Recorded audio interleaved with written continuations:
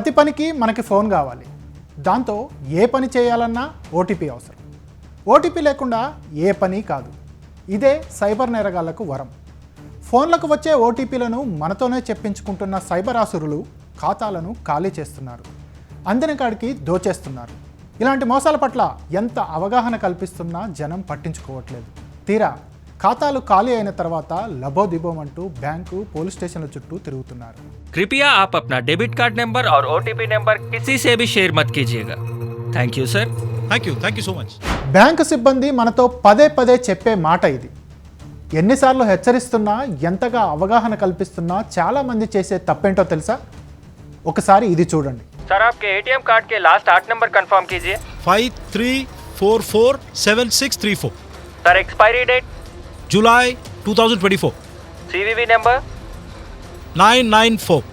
Sir आपके phone पे 6 number का कोड भेजा गया है, उसे कंफर्म कीजिए. 612333. Thank you very much sir. Bank details అన్నీ పూసగుచ్చినట్లు చెప్పిన తర్వాత జరిగేది ఇది.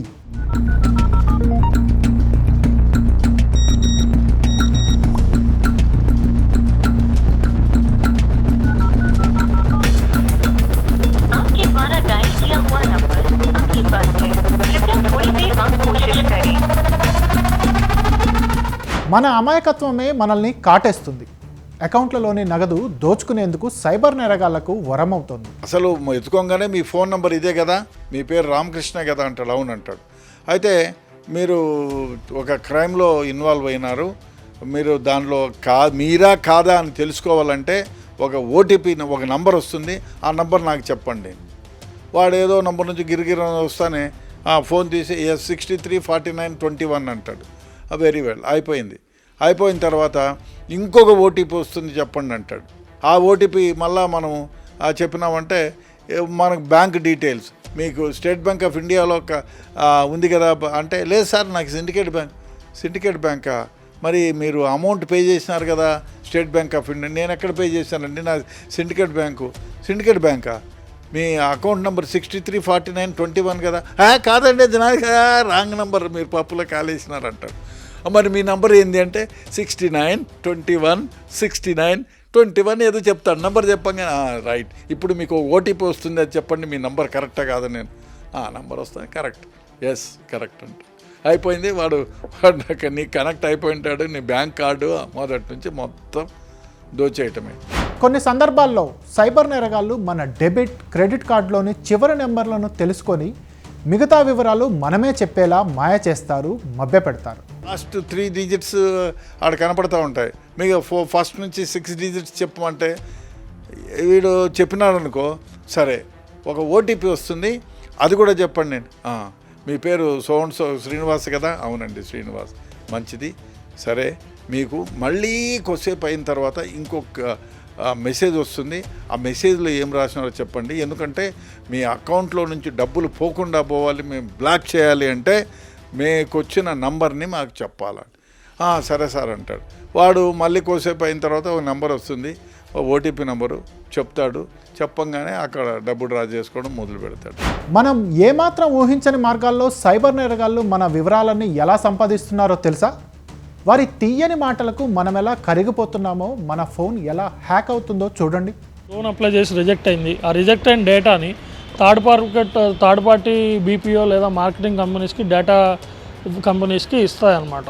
అప్పుడు ఏం చేస్తాయంటే అవి తెలియకుండా మనకి అమ్ముకోవడంలో లేదా డూప్లికేట్ డేటాని తీసుకోవడమో జరుగుతుంది. అప్పుడు ఏం చేస్తారంటే ఈ స్కామర్స్ ఈ నెంబర్కి ఫోన్ చేసి, మీరు పలానా చోట లోన్ అప్లై చేశారు, క్రెడిట్ కార్డ్ అప్లై చేశారు, మీకు ఈ లిమిట్ ఉంది, మీరు కేవైసీ చేయాల్సి వస్తుంది. కేవైసీ చేయాలంటే మీరు ఫోన్లో ఓటీపీ చెప్పాలి, ఓటీపీ వచ్చిందని చెప్పి ఫోన్ చేస్తారు. ఫోన్ చేసినప్పుడు ఓటీపీ రాగానే అవగాహన లేని వాడు ఏం చేస్తాడంటే, అవునా అండి 302040 అని చెప్పి ఆ ఓటీపీ చెప్తాడు. చెప్పగానే ఆబ్వియస్లీ మనం ఏమవుతుంది, ఫోన్లో అవగానే కేవైసీ సక్సెస్ఫుల్ అండి అని చెప్పి ఫోన్ కట్ చేస్తాడు. ఆ కేవైసీ సక్సెస్ఫుల్ అంటే వాళ్ళు ఏం చేస్తారంటే ఆ ఓటీపీ కొట్టగానే ఫోన్ యాక్సెస్ తీసుకుంటారు.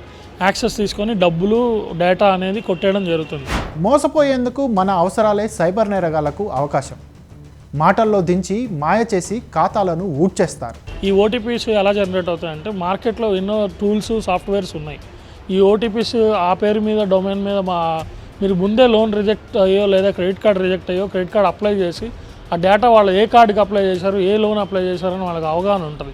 దానికి రకరకాల టూల్స్, రకరకాల సర్చ్ ఇంజిన్ ఆప్టిమైజేషన్ టెక్నిక్స్ ఉంటాయి. ఆ క్రిమినల్స్ కాబట్టి వాళ్ళకి హ్యాండీగా ఉంటాయి అవన్నీ. అలా మీరేం దేనికి అవసరమో వాళ్ళకి ముందే అర్థం అవ్వడం వల్ల మీకు కాల్ చేసి ఓటీపీలు ఇవన్నీ అడుగుతారు. ఆ ఓటీపీ ర్యాండమ్గా ఫంక్షనాలిటీ యూజ్ చేసి టూల్స్ వాడి ఓటీపీ పంపిస్తారు. అది బ్యాంకుతో కాదో అనే హరీలో కూడా మనం చూడం, అంత హడావిడి చేస్తారు. ఆ హడావిడిలో మనం ఓటీపీ చెప్తాం, ఫోను డేటా అనేది కాంప్రమైజ్ అవ్వడం జరుగుతుంది.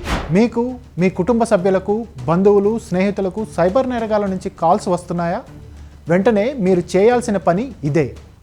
ఏ బ్యాంక్ మేనేజర్ కానీ ఏ అధికారులు కానీ ఫోన్ చేసి మన క్రెడిట్ కార్డ్ వివరాలు, మన పర్సనల్ వివరాలు అడగరు. దయచేసి మీ credit card number, debit card number, expiry date, CVV number, OTP ఎవరు ఫోన్ చేసి అడిగినా చెప్పకండి. అలా ఎవరైనా ఫోన్ చేసి మీ వివరాలు అడిగితే వెంటనే వాళ్ళ ఫోన్ నెంబర్ సైబర్ క్రైమ్ పోలీసులకు తెలియజేయండి. సైబర్ నేరగాళ్ళ నుంచి జాగ్రత్తగా ఉండండి.